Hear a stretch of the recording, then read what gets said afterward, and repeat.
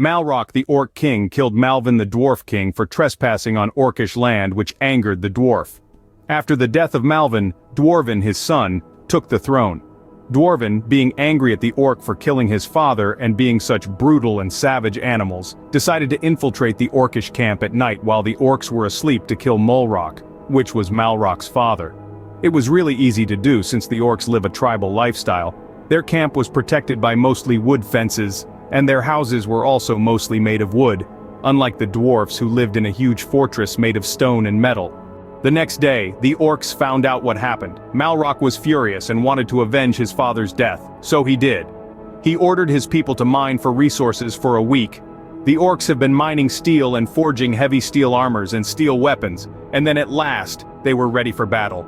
Malrock led his people to battle against the dwarfs, which resulted in an extremely brutal and gory war that lasted about a year.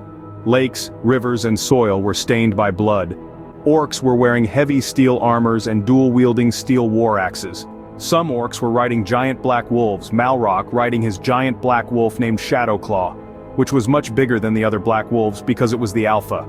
Shadowclaw had bright glowing orange eyes. Some dwarfs were wielding two-handed warhammers, and some others were wielding guns that shoot explosive bullets. In the end, the orcs were victorious. The battle ended with Malrock in his heavy steel armor, dual-wielding two war axes. With his two war axes, he put Dwarven to his knees and cut his head off.